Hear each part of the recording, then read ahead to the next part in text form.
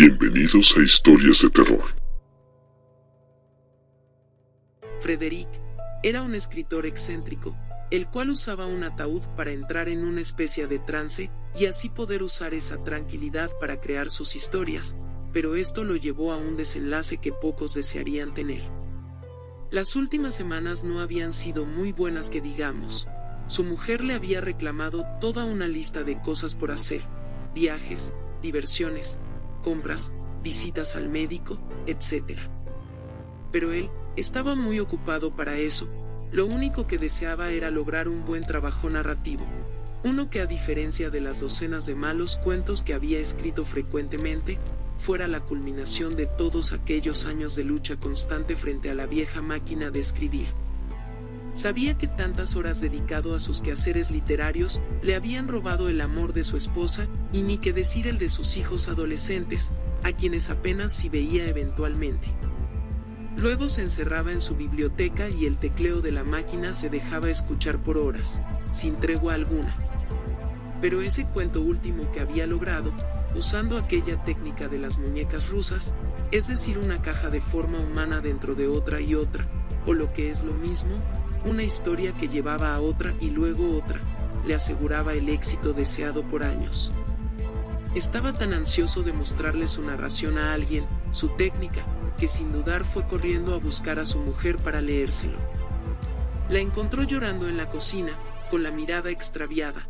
Sin importarle la situación, igual el escritor le leyó su trabajo. Al finalizar la narración, la mujer solo se preguntó: ¿una caja dentro de otra? Después quedó sumida en sus pensamientos, como ausente. El escritor hizo un gesto horrible y salió de la habitación haciendo rugir la puerta.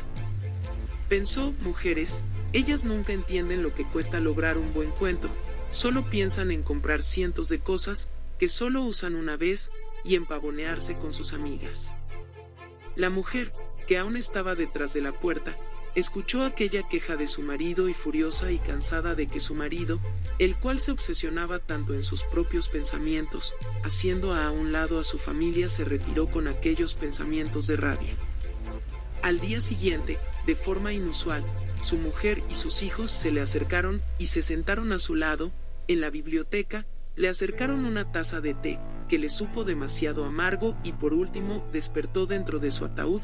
Empezó a luchar con desesperación por su vida, a tratar de aspirar más aire del que el cerrado lugar le permitía. Se destrozó las uñas tratando de abrir la tapa y hasta se fracturó una rodilla cuando trató de romper la madera. Era imposible, se dijo, no quería morir de forma tan espantosa. Su mujer, sus hijos habían sido los artífices de tan horrendo crimen. Pero entonces recordó que debían haber depositado su ataúd dentro del mausoleo familiar. Era la tradición, y la abuela no iba a permitir que se hiciera lo contrario, por tanto no estaba bajo tierra. Había aún una oportunidad de evadirse de la caja, de rajar la madera y salir al exterior. Ya había logrado algo al respecto, estaba seguro. A pesar de la oscuridad, sus dedos recorrían una rajadura prominente en el techo del féretro. Entonces usó toda la fuerza que aún le quedaba en sus fibras para alcanzar la tan ansiada libertad, prolongar su vida.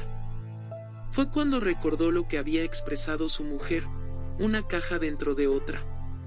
Y descubrió con agonía que su ataúd no era un solo ataúd, sino una caja sobre otra caja. Después la mujer recogió aquel escrito que su marido había hecho, llevándolo a publicar después de su muerte, llegando este a ser su mejor historia.